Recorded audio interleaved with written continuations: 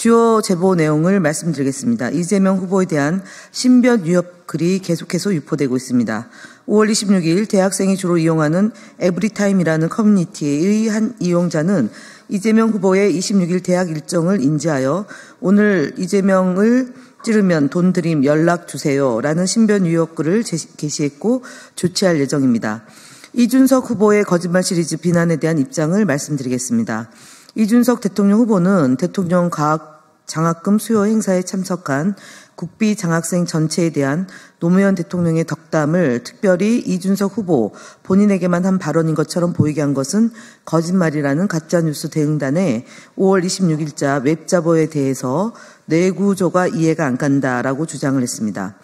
노무현 전 대통령과 특별한 인연이 있는 양 발언한 것에 대해서 이준석 후보는 대응 게시물을 페이스북에 4차례나 게시하며 노무현 정신을 계승하겠다고 하니 민주당 관계자들이 단체로 발작을 한다고 격앙된 주장을 하였습니다. 발작이라는 표현은 부적절합니다. 이준석 후보는 이준석 후보 본인에게만 발언한 것처럼 표현한 것은 거짓말이라는 우리의 입장에 대해서 직접 장학 증서를 줬는데 가짜뉴스를 퍼뜨린다며 동문서답과 상대방에 대한 모욕으로 일관하며 논지를 피해갔습니다. 2020년 7월 TV조선에서 예전에 일베의 노무현 대통령 합성 사진이 올라오고 이러면 그거는 왜 그렇게 대서특별하면서 그게 뭐 고인에 대한 모독이니 이렇게 나서는지 전 잘 모르겠다. 누가 지령을 내린 것도 아니고 커뮤니티 사이트에서 일부 이용자들이 즐기고 노는 컨텐츠였는데 노무현 대통령 모욕 컨텐츠를 소비하는 일베를 옹호한 적이 있습니다. 이렇듯 이준석 후보는 상황에 따라서 노무현 전 대통령을 부정하다 활용하는 행태를 보이고 있는 것입니다. 노무현 대통령뿐만 아닙니다.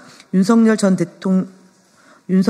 총장이 당선되면 지구를 떠나겠다라고 주장하더니 지구를 떠나기는커녕 윤석열 당시 대통령 후보의 당선을 열렬히 도와서 1등 공신입니다. 상식인은 생각할 수 없는 뇌구조를 지녔습니다. 이런 이준석 후보가 노무현 대통령을 계승하겠다니 황당할 지경입니다. 이준석 후보는 장애인, 여성 등 약자에 대한 혐오, 갈라치기를 자주 해왔습니다. 평생을 지역주의 타파와 지역혁신, 국민통합을 위해 살아온 노무현 정신을 입에 담으려면 제대로 하십시오. 시흥시 웨이브파크 위치 관련한 왜곡 보도에 대한 강력 대응입니다. 이재명 후보의 시흥시 웨이브파크 위치 발언과 관련하여 사실관계를 왜곡한 일방적 보도가 계속 이어지고 있습니다. 일부 언론은 웨이브파크가 위치한 거북섬의 운영상 문제와 사업 전반의 실패를 마치 이재명 후보의 책임인 양 연결지어 보도하고 있습니다. 그러나 후보의 발언은 기업 유치의 성과를 강조한 것으로 이것을 전체 사업 잘못으로 호도한 것은 명백한 왜곡입니다. 왜곡 보도한 언론사에 대한 사실관계의 정정을 요청해도 반론을 일부 실어주는 데 그칠 뿐 책임 있는 정정 보도나 후속 조치가 이루어지지 않고 있습니다.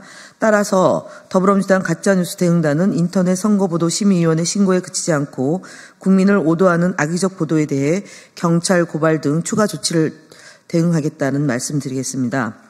뉴데일리 여론조사 등 여론조사 활용 왜곡 시도에 대해 경고합니다. 여전히 일부 여론조사를 통한 여론 왜곡 시도가 기승을 부리고 있습니다. 5월 26일 공표된 리서치민 뉴데일리 여론조사는 특정 후보자에 대한 부정적 이미지를 유도할 수 있는 편향적 문항으로 구성되어 여론을 인위적으로 호도하는 기획 의도가 의심됩니다. 우선 해당 조사는 공식적으로 검토된 바 없음에도 불구하고 차기 이재명 정부의 초대 법무부 장관으로 특정 의원의 적합도를 묻는 문항을 포함하였습니다. 이는 선거 여론조사 기준 제6조 제1항에 금지하고 있는 특정 정당 또는 후보자에 대한 비방 및 허위사실 유포에 해당할 소지가 매우 큽니다. 더 심각한 것은 이 문항이 뉴델리 기사로 별도 보도되면서 선거에 영향을 미치려는 의도를 노골적으로 나타냈다는 점입니다. 뿐만 아니라 이재명 후보의 당선 이후를 전제로 사법 리스크를 거론하거나 특정 정치 진영에서 이재명 후보를 공격하는 데 사용하는 개념들을 여론조사 문항으로 넣음으로써 유권자에게 부정적 인식을 심어주려는 명백한 편향을 드러냈습니다. 이와 같은 행위는 공직선거법 제108조 제5항 및 여론조사 기준 제6조 1항에 위배될 소지가 매우 큽니다. 더불어민주당은 공정성과 객관성을 지켜야 할 선거 여론조사를 여론 공작의 도구로 활용하는 행태에 깊은 유감을 표합니다. 이에 더불어민주당은 해당 여론조사를 중앙선거 여론조사심의위원회에 심의 신청하고 허위 문항을 기반으로 작성된 뉴델리의 기사를 인터넷 선거보도심의위원회에 이 신청을 제기할 것임을 밝힙니다.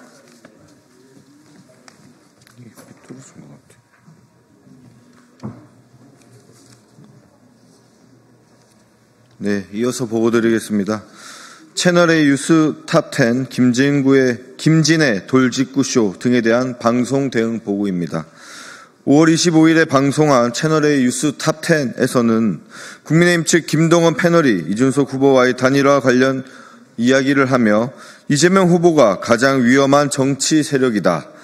이재명과 그 뒤에 버티고 있는 이재명 세력이 대한민국 역대 어느 정치 사회에서 가장 위험한 그 정치 세력이라는 것은 공통 분모가 있습니다. 등 이재명 후보에 대한 허위 사실을 유포했습니다. 또한 5월 26일 채널A 김진의 돌직구쇼 프로그램에서는 법원 조직법과 관련하여 토론 중 국민의힘 측 곽규택 패널은 대법원을 민주당 성향 또는 이재명 후보의 친이재명 후보 쪽 인원으로 채우겠다 하는 것으로밖에 보일 수가 없는 거예요. 민주당에서도 의회도 장악하고 또 사법부까지 장악하겠다. 이런 의도로밖에 볼 수 없기 때문에 그런 비판이 일어나니까 이재명 후보는 한 발 뺐죠. 라는 등 이재명 후보에 대한 허위 사실을 유포했습니다. 해당 사례들은 패널의 사실 왜곡 및 명예훼손 발언, 객관성 위반 사항으로 선거방송심의위원회에 심의 접수하였습니다. 다음 김태우TV, 안보정론TV 등 유튜브 대응 현황입니다.